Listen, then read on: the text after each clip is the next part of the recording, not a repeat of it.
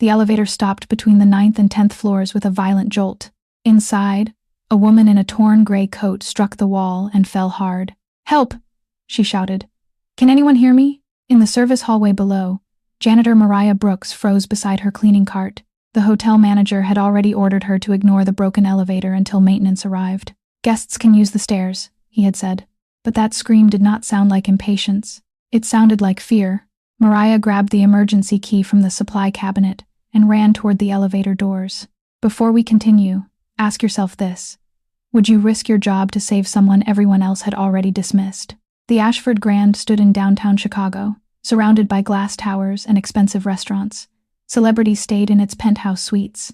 Business executives held private meetings beneath crystal chandeliers. Mariah cleaned those chandeliers after midnight. She was 42, recently divorced, and raising her 16-year-old son alone. Her wages barely covered rent, groceries, and his asthma medication. Losing her job was not an option. Neither was leaving someone trapped. Mariah pressed her ear against the metal doors. "Ma'am, can you hear me?" "Yes," the woman answered. Her voice shook. "I think my ankle is hurt. Stay away from the doors." "I can't see anything." Mariah used the emergency phone. No response. She called the front desk from her cell phone. The night manager, Harold Pierce, answered. "The elevator is occupied," she said. "Someone may be injured." "Who?" "I don't know." Harold checked the security screen. "That woman came in from the street. She is not a registered guest." Mariah tightened her grip on the phone. So wait for maintenance. They said 40 minutes. Then she waits." Mariah looked at the dark gap between the doors. She could be bleeding. Harold lowered his voice. "Brooks, do not damage hotel property for a trespasser." The call ended. Mariah stood alone for 3 seconds. Then she inserted the emergency key. Inside the elevator, the trapped woman heard metal moving. "What are you doing?" she asked. "Getting you out." The woman's name was Evelyn Ashford. She was 56 and worth more than $4 billion. She also owned the Ashford Grand and 23 other luxury hotels. 3 days earlier, someone had stolen her handbag, phone, and identification near Union Station. She had returned to her own hotel wearing donated clothes, hoping to quietly investigate reports that employees were mistreating homeless people. She had never planned to become stranded. She had never planned to need help from the lowest paid employee in the building. Mariah forced the doors open several inches. Then she saw smoke rising from the elevator shaft. Mariah pulled the elevator doors wider and looked into the shaft. Smoke drifted upward from below the stalled car. "Evelyn, listen to me," she said.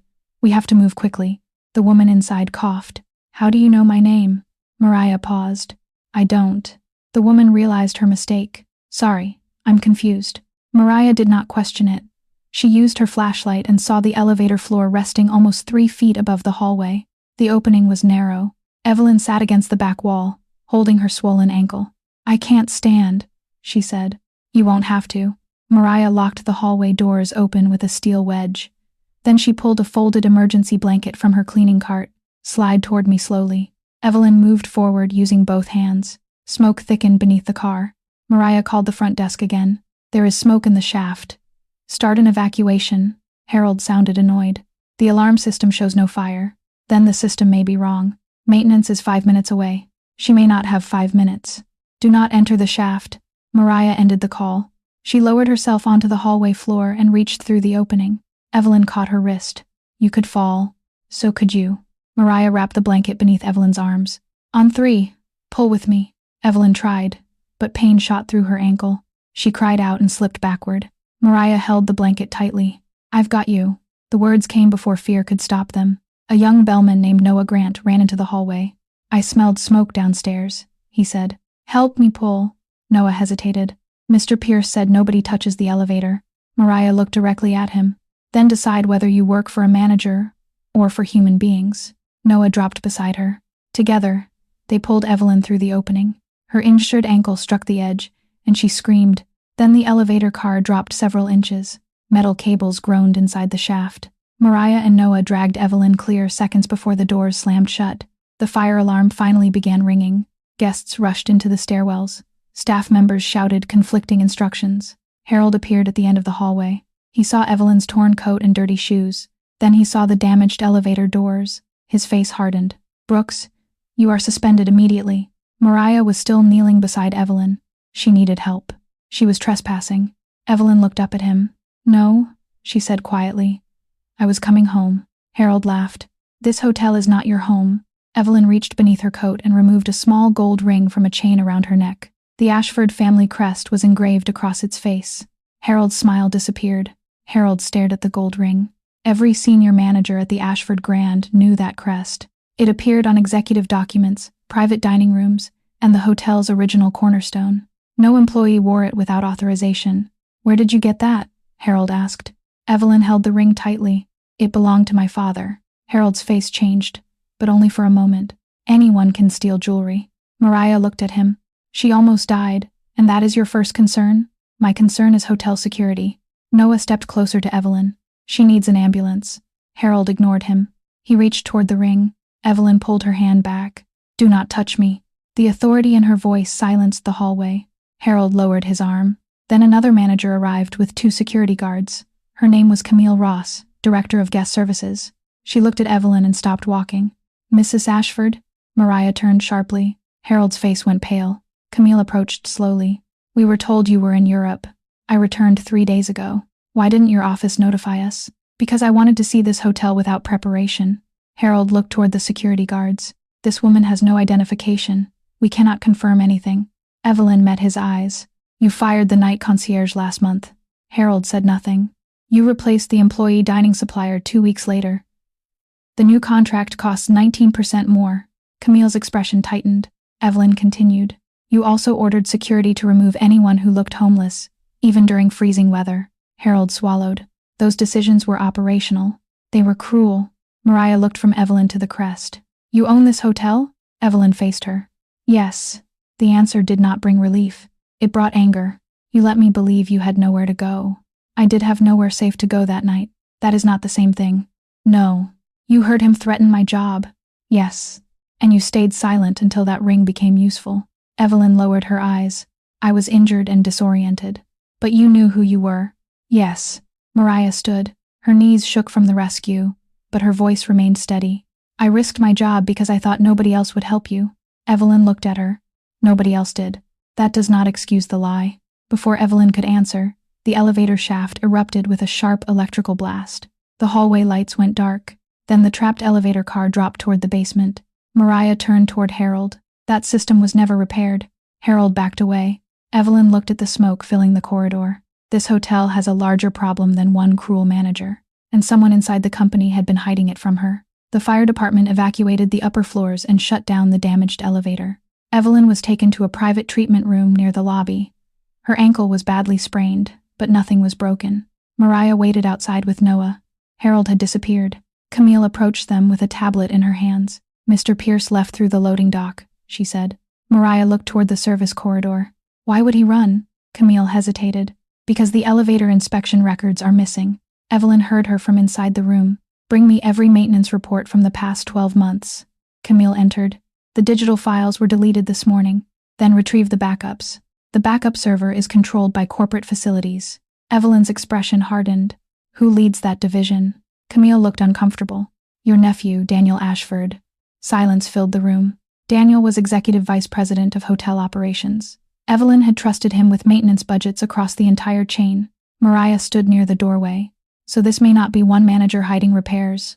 No, Evelyn said. It may be someone protecting an entire system. She asked Camille to arrange independent engineers, notify the city, and preserve every security recording. Then Evelyn looked at Mariah. I owe you an explanation. You owe the employees a safe building. Yes. And you owe me the truth without turning this rescue into a publicity story. Evelyn nodded. You have my word. Mariah crossed her arms. Your word is not enough yet. The answer hurt, but Evelyn accepted it. A security guard entered carrying a set of keys found near the loading dock. One key opened Harold's office. Police searched the room with Evelyn's permission. Inside a locked cabinet, they found inspection certificates, repair invoices, and photographs of damaged machinery. The paperwork showed that Ashford Grand had paid for major elevator repairs 6 months earlier. The repairs had never happened. Someone had created false invoices and approved the payments.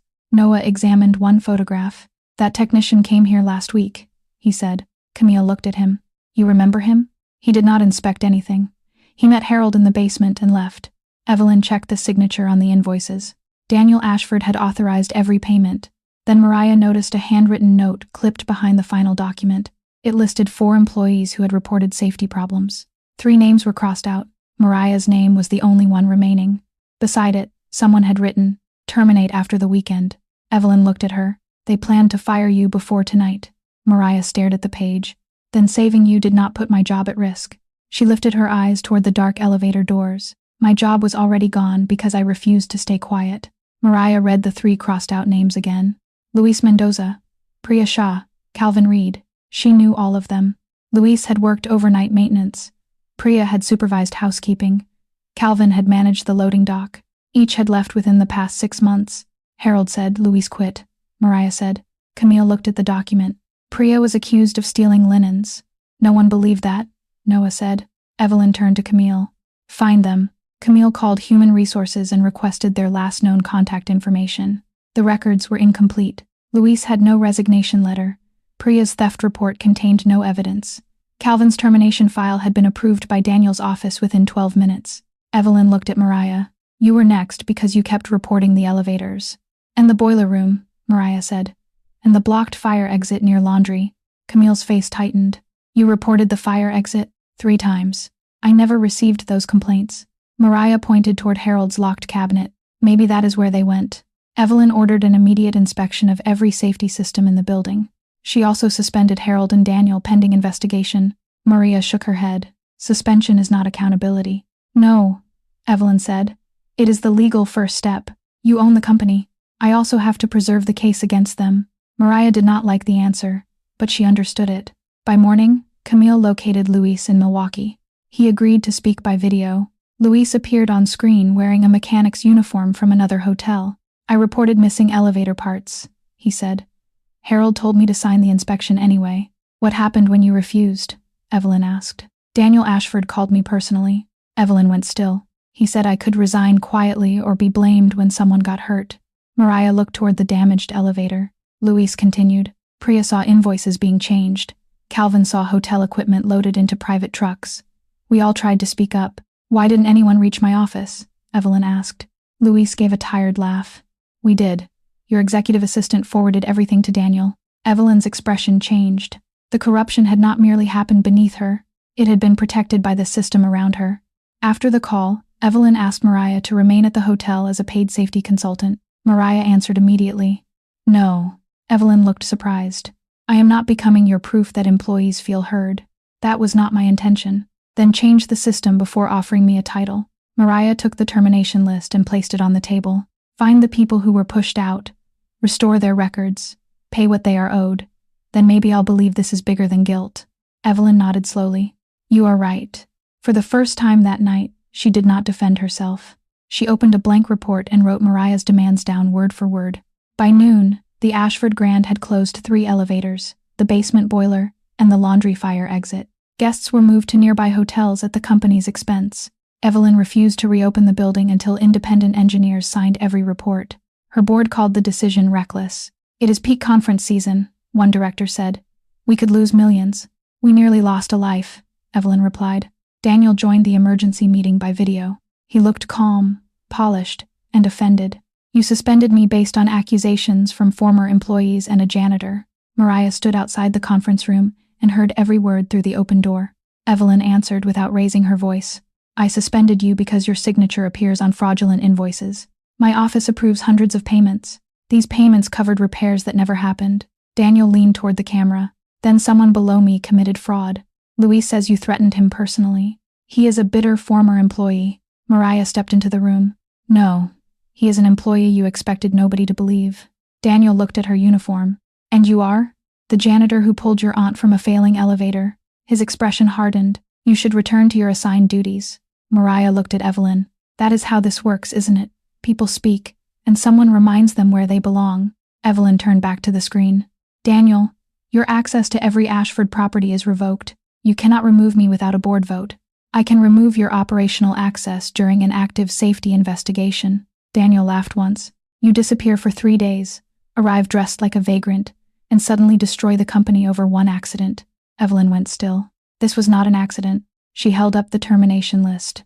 It was the predictable result of punishing anyone who reported danger. The board approved an external forensic audit by a narrow vote. Evelyn also created an independent employee hotline operated outside Ashford hotels.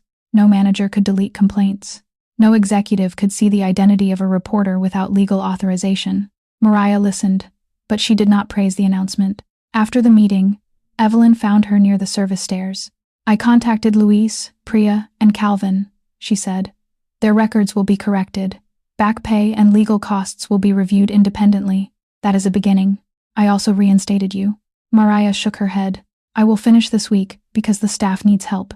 After that, I decide whether I stay." Evelyn nodded. "No pressure." Mariah studied her. "You are learning." Slowly. Before Mariah could answer, Camille rushed toward them holding a printed server log. Someone had attempted to erase the remaining maintenance files from a remote executive account. The login belonged to Daniel, and the deletion attempt had happened 5 minutes earlier. Camille placed the server log on a table. "The account belongs to Daniel," she said. "But the access came from inside this hotel." Evelyn looked toward the conference room. "Daniel is in New York. Then someone here used his credentials." Mariah studied the timestamp. 5 minutes ago. Noah joined them from the service hallway. "I saw Harold near the basement office." Camille frowned. Security removed his access. He used the freight entrance. Evelyn called hotel security and the police liaison. "Do not confront him alone," she said. Mariah was already moving toward the stairs. Evelyn caught her arm gently. "You have done enough." Mariah pulled free. "This is my workplace too." They reached the basement with 2 security officers behind them. The maintenance office door stood open. Inside, Harold sat before a computer while files disappeared from the screen. He turned and reached for an external drive. "Step away from the desk," one officer ordered. Harold froze. Then he looked at Evelyn. "You have no idea what Daniel will do to this company." Evelyn entered slowly. "He already showed me." Harold shook his head. "You think he acted alone?" Board members wanted costs reduced.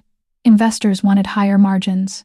Everyone praised us when expenses fell. Mariah looked around the room. Shelves held replacement cables, brake pads, and control units still sealed in boxes. "These were paid for," she said. Harold glanced at the equipment. "We delayed installation." "You stole safety from people," Mariah replied. Harold's voice rose.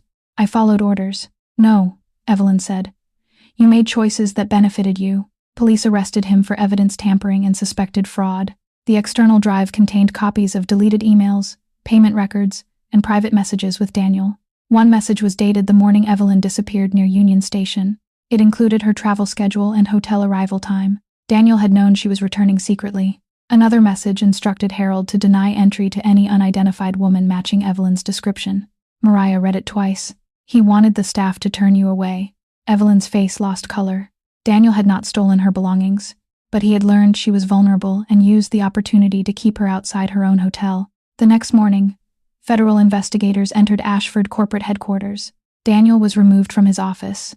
Reporters gathered outside the hotel, demanding interviews. Evelyn refused to place Mariah before the cameras. Instead, she issued a statement accepting executive responsibility and announcing an employee-led safety council with binding authority. Mariah read the statement from the staff break room. For once, her name was not used. That mattered more than any public thank you. 2 weeks later, the Ashford Grand remained partially closed. Repairs continued through the night. Independent engineers inspected every elevator, boiler, fire door, and emergency alarm. Evelyn did not choose the Employee Safety Council alone. Staff members nominated representatives from housekeeping, maintenance, security, food service, and the front desk. Mariah was elected by the largest margin. She almost refused. "I do not want a ceremonial seat," she told Evelyn. "It will not be ceremonial." "Can the council stop an unsafe reopening?" "Yes." "Can it demand an outside inspection?" "Yes." "Can management retaliate against members?" "Any retaliation triggers automatic legal review." Mariah studied the written policy. "And can we remove ourselves if those promises are broken?" Evelyn nodded. "Without losing employment or benefits." Only then did Mariah accept. The council's first meeting exposed another problem. Housekeepers had been cleaning rooms while chemical ventilation systems were shut down. Kitchen workers had reported gas odors near the ballroom. Security officers had been ordered to record incidents as guest complaints instead of safety reports. Camille looked ashamed. "I approved some of those classifications." Maria faced her. "Why?" "Because Harold said too many safety reports would hurt our performance rating. That rating rewarded silence." "Yes." Camille did not make excuses. The council suspended ballroom service and ordered medical evaluations for affected workers. The hotel lost another major event. The board complained again. Evelyn approved the closure anyway. Later, Mariah found her sitting alone in the empty lobby. "You could have overruled us," Mariah said. "That would make the council meaningless. You lost nearly $500,000 tonight." Evelyn looked toward the dark ballroom. "I spent years asking managers why profits changed. I rarely asked workers what those profits cost." Mariah sat across from her. "You cannot repair that with one policy." "I know. Or one apology." "I know that too." For the first time, Mariah believed she might. The next morning, federal investigators announced charges against Harold and Daniel for fraud, evidence destruction, and conspiracy. Daniel denied everything. Then his attorney released a statement blaming Evelyn's absence, weak oversight, and untrained hourly employees. Mariah read the statement aloud during the council meeting. Nobody laughed. Evelyn entered a few minutes later carrying a resignation letter. She placed it on the table.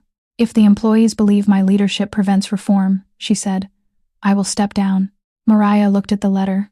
Then she pushed it back. Leaving is easier than staying accountable. Evelyn looked at the resignation letter between them. "You think I should remain CEO?" Mariah shook her head. "I think you should stop making this about whether people forgive you." The council members watched quietly. "You own the company," Mariah continued. "That means you stay long enough to answer every question, release every record, and accept whatever the board decides afterward." Evelyn folded the letter. "You're right." She appeared before the board that afternoon. Daniel's attorney had accused her of abandoning oversight while managers cut costs. Evelyn did not deny her failure. "I trusted reports that rewarded profit and punished bad news," she said. "I created distance between executive leadership and hourly employees. That allowed misconduct to grow." One director asked whether she believed she deserved to remain in control. "That is not mine to decide alone." Evelyn proposed major changes. The Employee Safety Council would receive permanent voting seats on the Corporate Operations Committee. Inspection reports would be public. Executive bonuses would depend partly on worker safety and verified complaint resolution. The board approved the reforms, but removed Evelyn's exclusive authority. She remained chief executive under independent oversight. Outside the meeting, reporters surrounded her. A journalist asked whether Mariah had saved her life and her company. "She saved my life," Evelyn said. "The employees saved the company by refusing to remain silent." She did not mention Mariah's personal history. She did not call her a hero for publicity. 3 months later, the Ashford Grand reopened every floor. Luis returned as an independent elevator inspector. Priya received a formal apology and compensation.